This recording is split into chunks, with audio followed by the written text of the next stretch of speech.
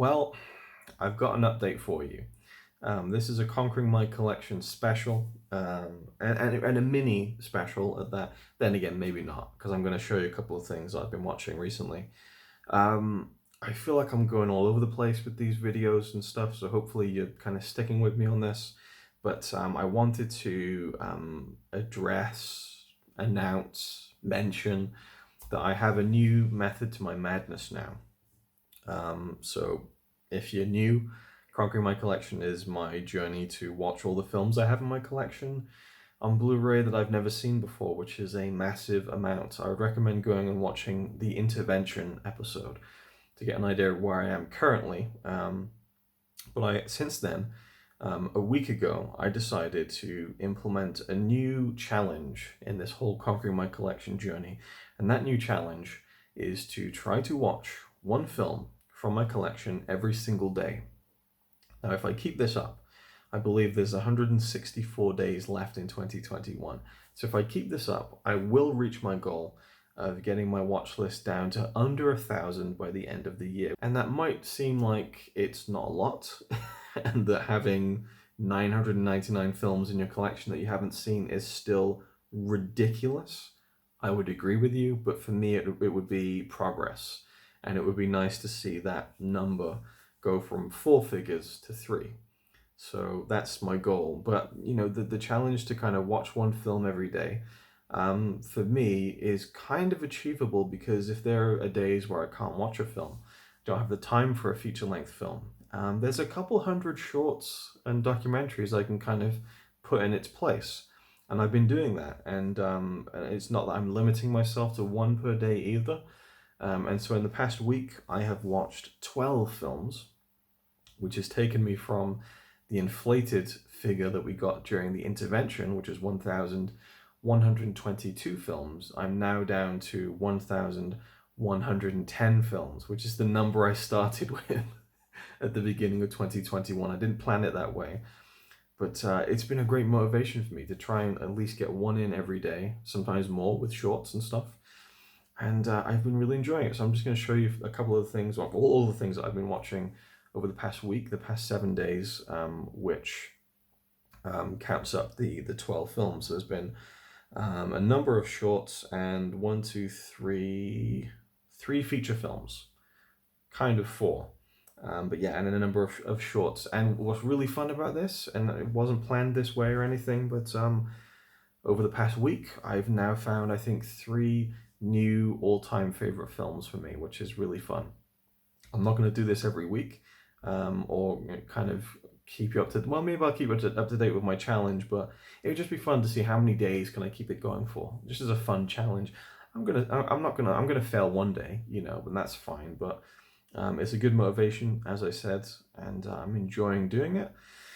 As I say, the shorts are a really good way to kind of at least get one in every day, which is nice. And but I've decided a rule for this challenge is that if I watch, say, 2 movies on Monday, that doesn't mean I don't have to watch one on Tuesday. So even if I watch more than one film in one day, the next day I still need to do a fresh new film. So that's kind of what I'm going to try and do. But I don't know how to approach this, because hopefully, fingers crossed, in September, we're going to go back to Norway for a couple of weeks with everything that's going on permitting. We've been waiting to do it for a long time.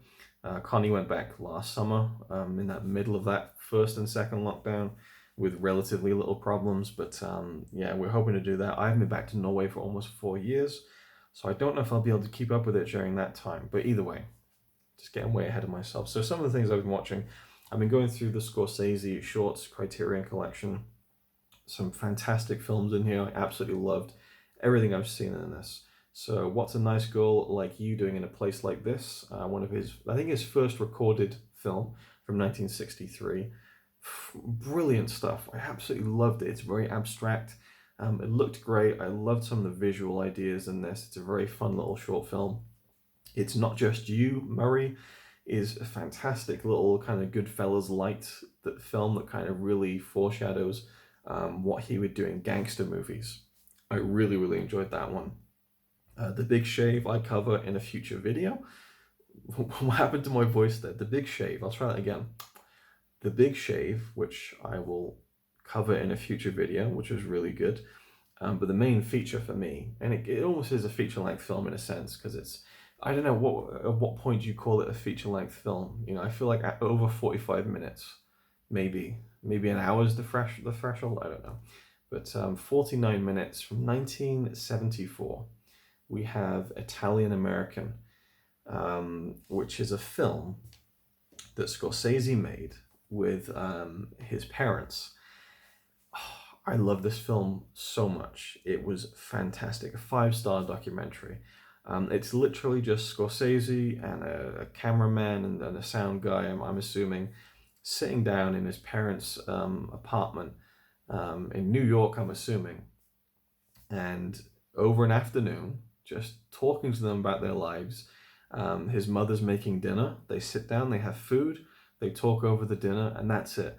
And it's mainly themed around asking them about their parents and their experience as Italian Americans, and it's just it's brilliant. The kind of informal way that it's done, the use of photographs and things like that, but mainly just his parents, and particularly his mother, Catherine Scorsese. What a character! Holy shit! And I always find it fascinating when you see kind of the parents of people or close family members, and you see the correlation between them in terms of like facial tics that they've picked up from their family members. And obviously with parents and children, you see the physical similarities. And there's so many similarities between Scorsese and his mother, and the way that she acts, and like her facial expressions and kind of the cheeky things that she does. You can see it all in him. And I found that so funny and touching. And the film itself was just, it was funny, it was touching, it was sad, you know, it was nostalgic, it was enlightening, just hearing their stories. And I just love that. I love hearing people's stories. And it reminded me very heavily of a project I did 7 years ago now, when I had this dream about my grandpa. And it was me and him walking down this street in black and white, having a conversation. It was like an art film. And I thought, this is fantastic. And then suddenly in the dream, I was watching it in my grandpa's living room at like 14 years old. And I was like, oh, it was really cool. We made that film when I was younger, wasn't it, Grandpa?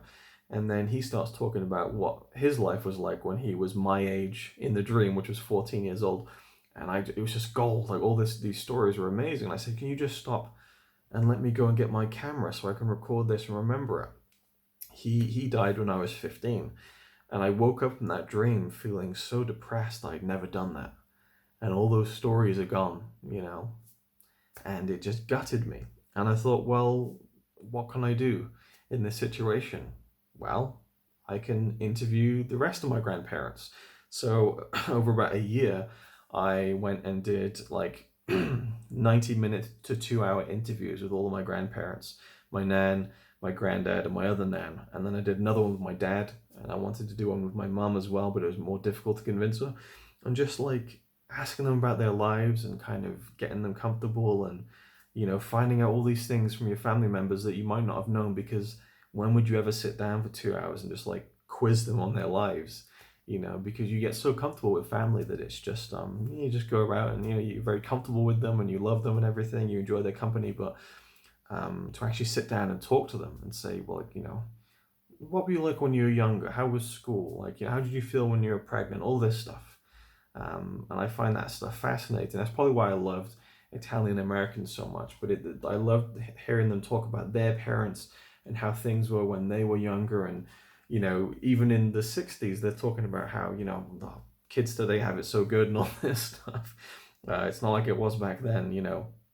And there's even bits where you can tell that Scorsese, like, he's guiding her towards a certain story that he's already heard before, you know, and he even corrects her on one part of the story, but like the way that she's building up to it and she's almost laughing before she gets to the punchline, it's just so brilliant. At the beginning and the end, he bookends it with these really like fun, not behind the scenes, but they're very much like the beginning of the film is like, you know, his mother like, well, what you know, what do you want me to do? What do you want me to say? Have we started yet? All this like preamble is included in the film, and at the end they finished, and you know, kind of the film reaches a kind of a proper end point, and then the camera keeps rolling, and she's walking around saying, "Okay, I got to get my furniture back in place. Did you want to do more filming tomorrow?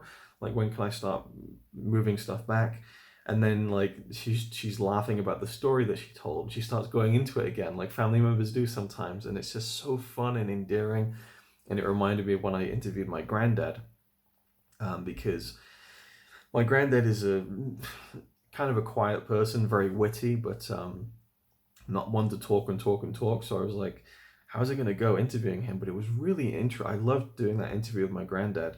And I'm so glad that I did it now, because doing it at this point, no, I'm so glad that I did it then, 7 years ago, because now it'd be a lot difficult, because he's a lot slower now, unfortunately, in terms of his speech and things. And you know, the mind's still there, he's still sharp and everything, but it's he's just a lot slower, you know, in terms of getting his words out and things. But so I'm so glad that I did it, because he's not the kind of person to do that.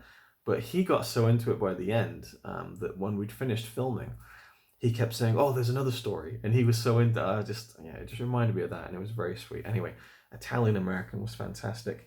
Let's get that out of the way a second. I'll briefly blitz through these, because they could all make their own videos in some way, shape, or form. I watched Wolf Children with Connie Mamoru Hosoda. This is probably my new favorite Hosoda film. I love The Girl Who Leapt Through Time. Summer Wars is great. Mirai is wonderful. But this one is... This is an achingly beautiful film, visually and thematically. I loved it. I thought the ending was a bit too... I wasn't happy with the ending in terms of what happens with the characters. And so it took a bit away from it for me because of the ending. But I can't get it out of my head. I cannot get this film out of my head. So it's actually improved the ending for me, because I realize what it's saying. It's a difficult thing for me to stomach, I think.